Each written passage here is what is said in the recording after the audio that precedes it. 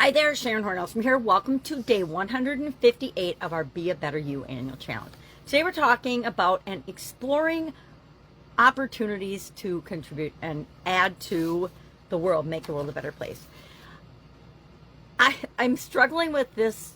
I was looking through my monthly topics and I brainstormed and I'm like, okay, some of these sound the same to me. It feels like a couple of days ago we just talked about different ways to contribute.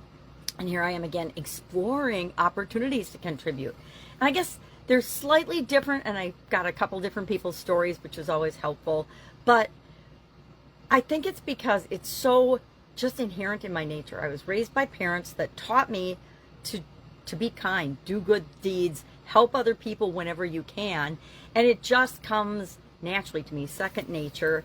But it doesn't, I don't think for a lot of people. I don't think that giving value and sharing information and things comes naturally for most people. I think it's a learned habit, just like anything else. It becomes part of our identity after we do it over and over and over again.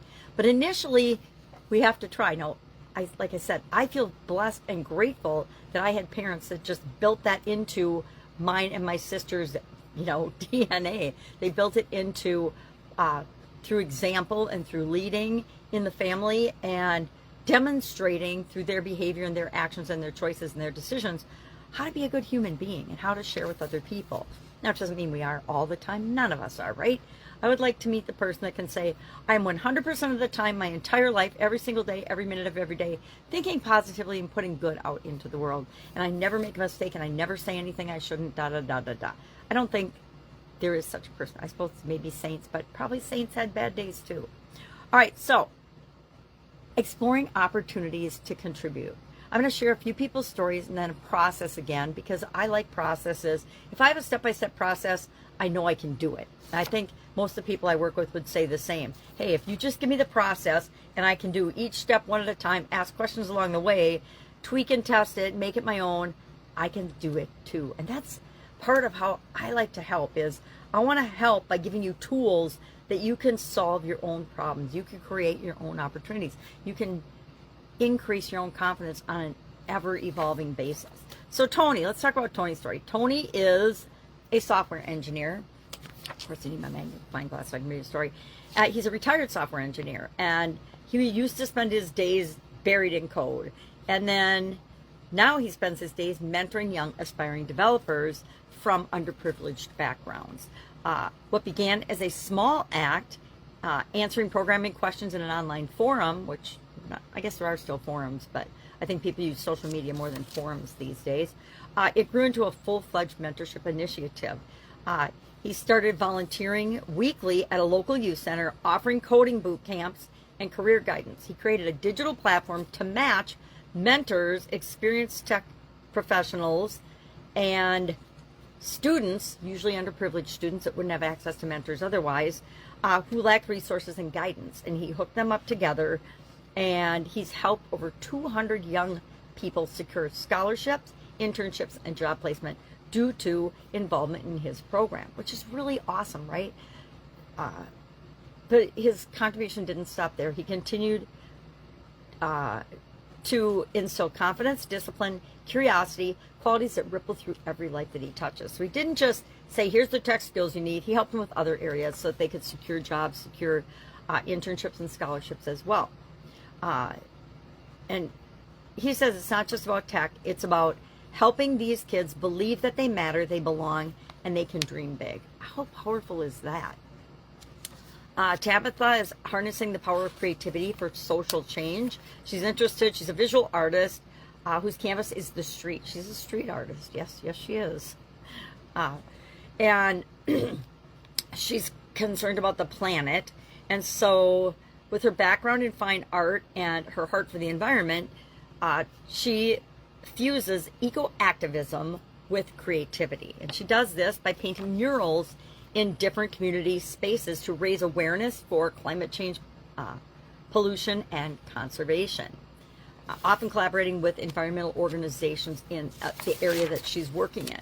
And she gets people, she calls it Brush for the Earth, and She brings communities together to co-create public art. Children, adults, and seniors join in painting the projects that she designs in public spaces as a collaborative sense of purpose and effort that gets everybody in the community that's interested involved in participating, so they can look at these public spaces and these murals they've helped create with pride, share them with other people, and spread the word of being stewards for the environment.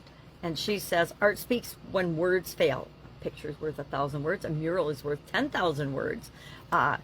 Tanisha shares, and when art meets action, the message becomes a movement, which is super powerful. I have one more story, but I'm not going to share it. It's about a lady in healthcare, Tanisha, but I'll share it in Supersize Your Business, because otherwise I run too long. I want to make sure I can share a process with you. So how do you discover your own path of contribution? How do you figure out what works for you? We've talked a little bit about this, but I tweak it a little bit every time I talk about it. So first and foremost, I highly recommend you share your expertise. Offer your skills, excuse me, to people that need them, right? If you're a great accountant, heck, just about everybody in every business could use help with accounting. Every individual. We're not taught finances of any way, shape, or form in school. At least I wasn't. I think we were taught how to fill out a check, maybe back in the day, but I don't think that even today people are being taught personal finance and how to be responsible with credit, with debt, with all kinds of things. So start where you are. Use the knowledge and skills that you have and volunteer your professional knowledge. Create online tutorials or mentor others in your field. I think being a mentor is one of the most positive things that you can do. If you can take a new person under your wing and help them through the hoops that you have to jump through in any area or aspect of your life, you are adding positively to the world. Number 2, create or support local initiatives. Local engagement creates visible impact. So you can actually see, if you start small and start in your local area, you can see the impact of the things that you're doing, right? If you help a kid by mentoring them and helping them decide what they want to do with their life, and they go on to college and graduate and get a great job in your local area, you have had a big impact on that person, but on the ripple effect of everyone else they come in contact to with the rest of their life.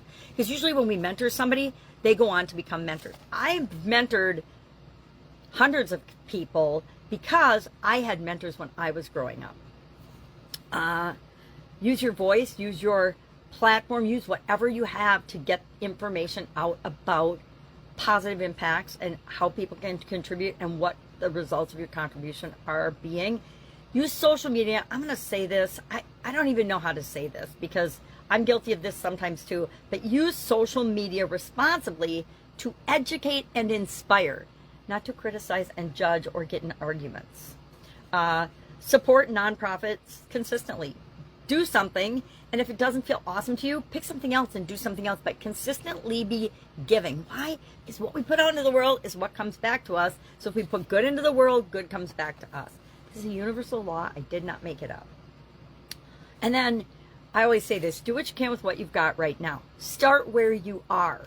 Whatever you got going on, every single one of us can be kind to another human being every single day, right? We can listen, we can be a listening ear, we can ask questions, we can find ways to help every single day. And I challenge you to do something positive and put positive out into the world every single day by helping other people. Sometimes all I have to do is ask the question, how can I help? How can I help? What do you need help with right now? And you might not know the answer, but chances are you know somebody that does, or you know a way that can help them to move forward in what it is that they want or are struggling with. Set monthly goals to volunteer, donate, or speak up or contribute or advocate for something. Maybe I'm going to say once a week, I'm going to do X, and then do it. Hold yourself accountable to doing it, because we never know the actual overarching ripple effect and impact of our actions. It's really interesting to me. I think that when we do something negative or say something wrong or hurt somebody's feelings, we usually hear about that right away, right? But when we do something good, it seems to take a little longer. And that's why I challenge you to do something positive to impact your life and the life of those you love and care about and the people around you every single day. And sometimes all you have to do is be present and listen.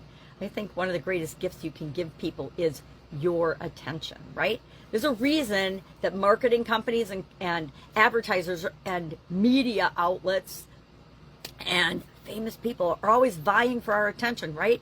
Our time, energy, and attention is one of the greatest things we can give to people. So I'm going to say, if you can't think of any other ways to contribute today, pay attention to what you're paying attention to, right? Because that's what you're creating more of in the world. So if you're watching politics and all the nonsense and then media and getting all riled up about that, guess what? You're feeding that negativity. It's why the war on drugs didn't work, right? Besides the corruption, the war on drugs doesn't work because we're giving attention to the thing we don't want.